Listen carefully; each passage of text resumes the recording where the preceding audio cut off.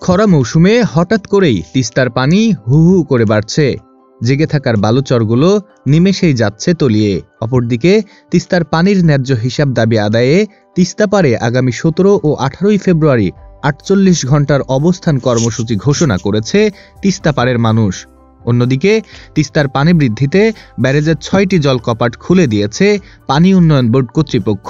১৫ ফেব্রুয়ারি শনিবার বিকেল ৩টের পর থেকে তিস্তা ব্যারেজ পয়েন্টে তিস্তার পানি প্রবাহ বৃদ্ধি পাচ্ছে। শনিবার বিকেল ৬টায় তিস্তা ব্যারেজ পয়েন্টে তিস্তার পানি প্রবাহ রেকর্ড করা হয়েছে ৫০.১০ সেন্টিমিটার বলে জানান পানি উন্নয়ন বোর্ড কর্তৃপক্ষ। পানি বৃদ্ধিতে তিস্তাপাড়ের কৃষকরা আশঙ্কায় রয়েছেন। তিস্তার জেগে ওঠা বালুচরের রসুন, পেঁয়াজ, মিষ্টি কুমড়া, ডাল, বাদাম সহ অন্যান্য ফসল নষ্ট হওয়ার আশঙ্কা করছেন কৃষকরা।